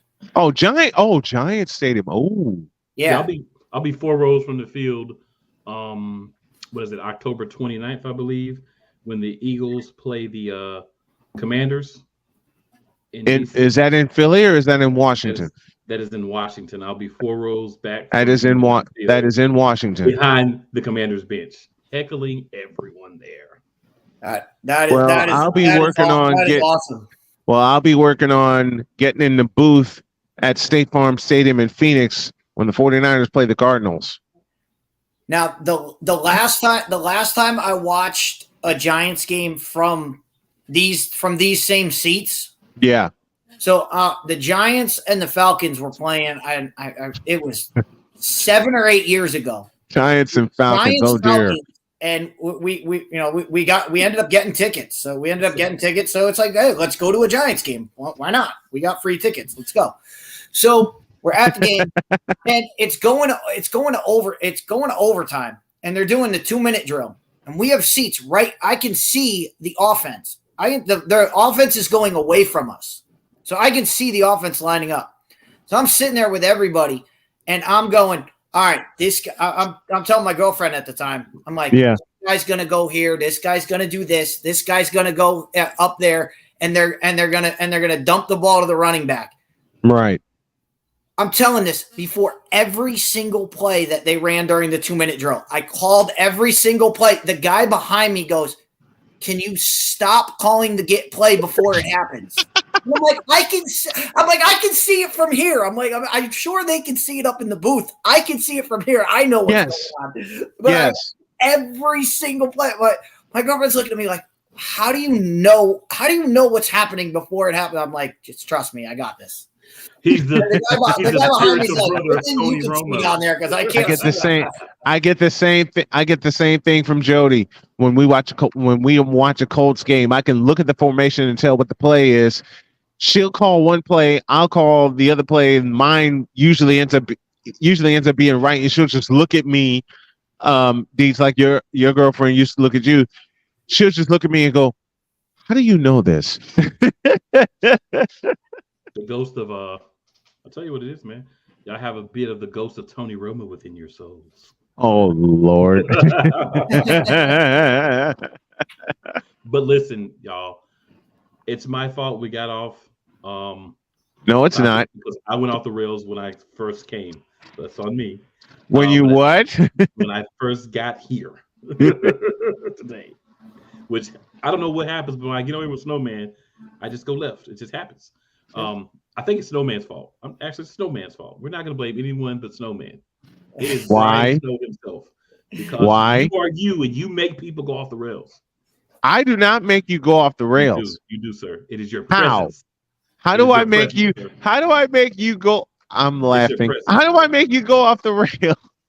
It's all your fault. I'm gonna do an old wrestling reference. It's not my fault. The old Gene Smith. Well, this ain't my fault that you flew off the rails, man. Look at why it's big pause. It's really not. But I do have to say, I love the Vicala comment here. Nick Wrong is forever crying in defense of his Kang. Oh, excuse me, his Kang. He doesn't cry tears anymore. He cries lemon pepper. And then y'all are stupid. I love this. It's the same lemon pepper spice used by Cinnamon. He's at the fryer at Club Shay Shay. Club Shoo Shoo. It's not Shay Shay anymore. It's Club Shoo Shoo. Well, he's not wrong. No, there's no lie to be found in any of that. There is no lie to be found. None. And Wise, you may not have been here a little while ago, sir, but I am 100% behind, 1,000,000,000% behind your. I'm going to say it my way. Piss on Boston. I know you use a different wordage. I'm 100% behind it, 1,000% behind it. I'm with you, my brother. I am with you. Y'all gonna make me do this again. Oh Lord.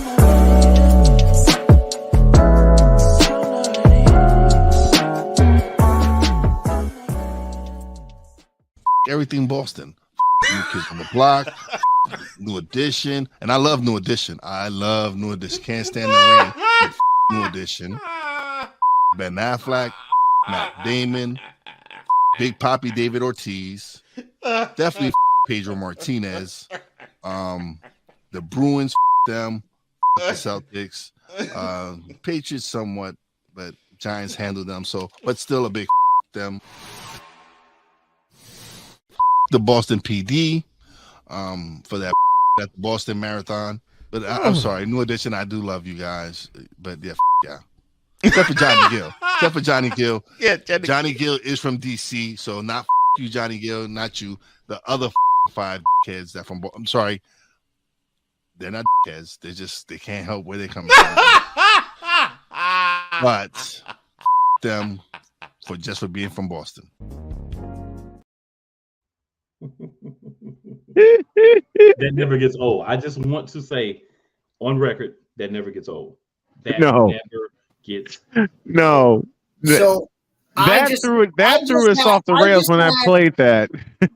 I just had a great producer's moment here. Okay. What? And to set this up, I do have to say this because we are getting the sun's getting low here. But I do have to say this. This Sunday will be the first ever live from the bar, live from Z's Cafe. The Fifth Down presents the Summer of Greatness tournament. Will be live Sunday at 2 p.m. Eastern. Anyone is allowed to join. We have our call-in number on Blog Talk. We will have a link posted in the chat, so anybody who wants to join us. But I have two thoughts for you, Snowman. Okay. The first one I just had, so this might need to be refined. I'm thinking about having a special guest on one time. Maybe I'll have Wise come on and do Best Boston Athlete or Best Boston Celebrity.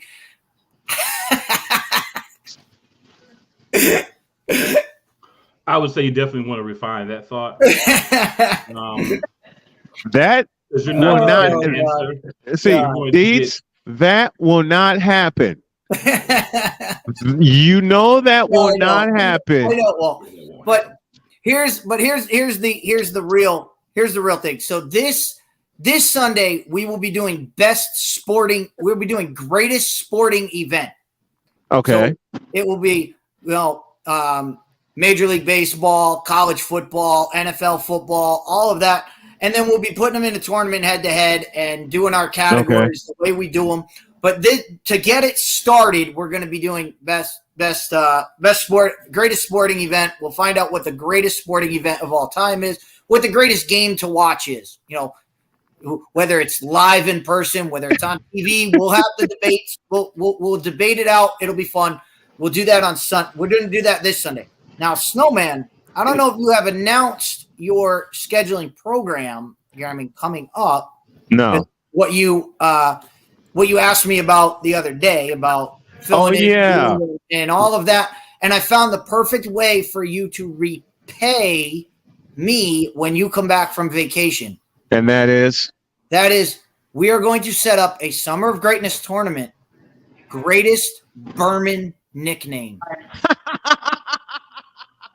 You're on. I love it. That was the greatest Bermanisms. I think that'll be bring it up. Greatest Bermanisms. Bring it on. Bring it on. So speaking of Bermanisms and all things sports, I'm reaching for a connection here, but I'm making it. We're gonna have a few more of those maybe when he talks about the NBA Finals. Yeah. Since I got us off topic, I want to slide back over to that. What got us off topic? I would want. Great.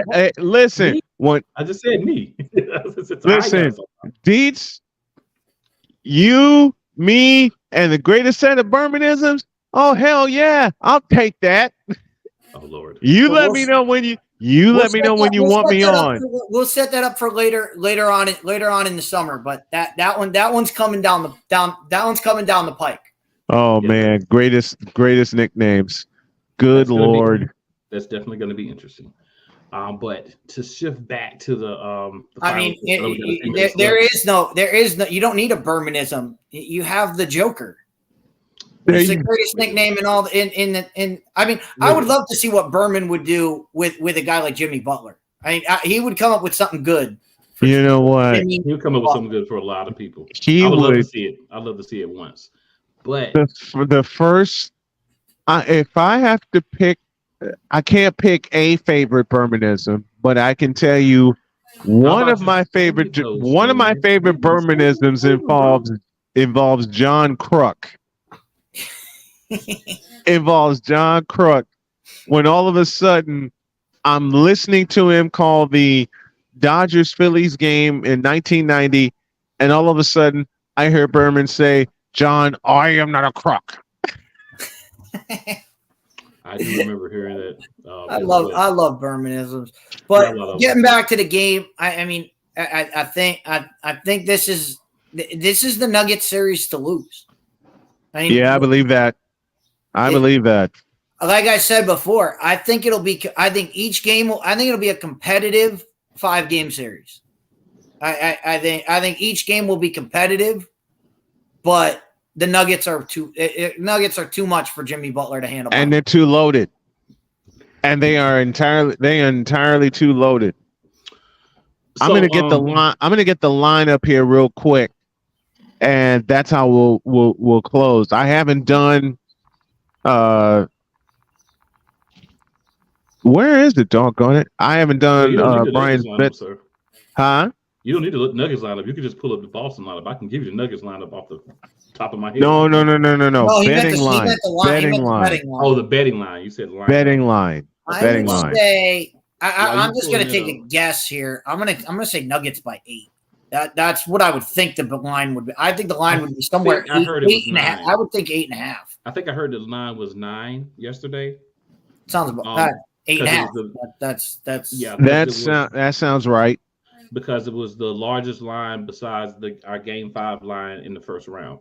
So, oh wow, a funny thing that people are saying, like, the Nuggets beat a 7 seed, then a 4 seed, and then an 8 seed. They had they beat they beat the team that was in front of them. They beat their opponents and they beat them into oblivion. Right. But end of story. Even beside of that, let's be a little bit more logical for people, right? Let's have a little bit of logical for people. Who did the Lakers beat? Who did the Lakers beat to get to the Eastern Conference Finals? The reigning champs. They beat the champs. They beat the champs, right? They beat what? They were the 4th or 5th seed, one of the two, right? Yep. Yeah. You know, who did Phoenix beat to play the Nuggets in the second round? They beat the 5th seed, right? So these were situations where Denver played the teams who beat the higher teams. Right. Right. Right. So we're going to say Denver's not good because in the playoffs, a 7-game series, the lower seeds in the West were able to take out the other top seeds. Yep. And over on the Eastern side, the two teams who had better records than Denver both got beat by Miami. Right. All right. Let me do this real quick, and then we'll get on out of here. Give you one round of Brian's bet slips. It's the NBA Finals. Denver favored by 9. Over under is 219. I say lay the points with Denver because they are at home, and over under 219. I'm going under. I am as well. I'm going under. Deej, your thoughts, real quick. I'm going Heat to cover, and I think Nuggets win, but I think it's closer than people think. Yeah, and I think it goes over. Yeah, it could go either way. Game 1 tonight, 9 p.m. Real quick. We got 1 minute left. Real quick. So We know Jamal Murray is going to show up. We know that some combination of Aaron Gordon and Michael Porter Jr. is going to show up. We know what Jokic is going to do. Bruce Brown, Kentavious Caldwell-Pope, those guys, Christian Brown, those guys off the bench that are playing significant minutes or at least minutes early in the series. We may even see a Thomas Bryant sighting in this series. You never know. Right. Those guys are going to be important. And historically, role players play better at home, right? The first two games are in Denver. Denver needs to win both of these games. If Denver does not win both of the games in Denver, it becomes a little bit more of a concern. It does. Denver's been jumping out 2-0 on everybody in the playoffs, and that's fueled them. That's allowed them to say, all right, let's go beat the Lakers in 4, beat the Suns in 6, beat in 5, the Timberwolves. So getting out to that lead at home, that's important, because if you don't win those games at home, the Heat have done that. You say Denver's done it. The Heat have done it in every series so far. They've won game 1. I am aware of that. So the point. That's why I'm making the point. Denver needs to win the first 2 games, and they need. And to your point of Denver needs to win tonight, because tonight is going to be coming off game 7. The Heat have momentum coming off game 7. You need to squash that momentum right out, and that will suck the air out of whatever the Miami Heat have. So the Nuggets need to come out, and I'm thinking 113-109. That's what I'm thinking for the score. Even if they win game 1, Denver needs to win game 1 and game 2. Denver Which puts they need to win them both, and they get the over, and you get the over. All right, y'all heard it. Y'all heard it. I'm going under. Cool's going under, and DIETZ says go over, and we are out of here. Have a great day. God bless. Remember to make your next move your best move, and always remember, if your dreams don't scare you, they're simply not big enough. Dream big, do bigger. I say Nuggets in the sweep. We're out of here. See you tomorrow. Sit down sports tonight.